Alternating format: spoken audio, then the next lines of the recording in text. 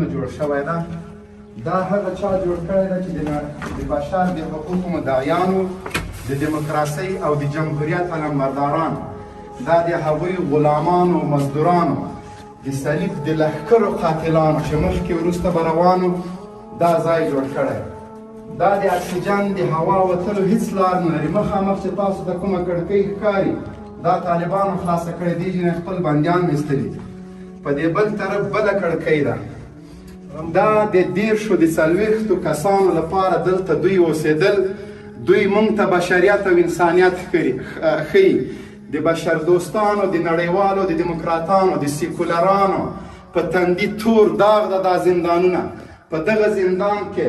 له 4 کالو نیولې تر 6 کالو زندانیان په داسې حالت کې ساتل شوي دي چې هغوی لمر نه ده لیدلی په ژوندینې نوکان وتلي په همدغه زندان کې په همدغه سلاخونو کې دلته حافظان د قرآن علما شیخ الحدیثان په شهادت رسیدلی بیا له همدغه دینه دغه ظالمانو دغه وحشانو په دې ریګونو کې اچولی دي چې تر ننه پورې جنازې ورکې دي مړی ژوندی ورک ده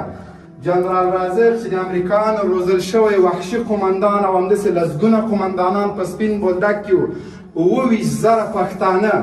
مسلمانان د همدغه قمدار او د بولدک خلک د پنجابیانو په نامه وژلي تر ننه پورې جنازې ورکې دي د بولدک هره مور نه هره خور نه هر پلار نه چې پوښتنه وکوي زړه د دوی د ظلمونو له وحشتونو نه سوری سوری ده دلته د هرې مور له سترګې نه د اوښکو په جای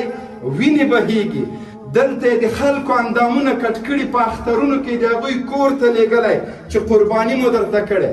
نړیواله ټولنه امریکا جورنالستانو حقوق د بشر د تاسو په تندي دغه سلاخونو او دغه زیرخانې تور داغ ده شرم وکئ د پیغور جای دی تاسو لپاره راشئ په خپله له دغه زندانونو نه لیدنه وکئ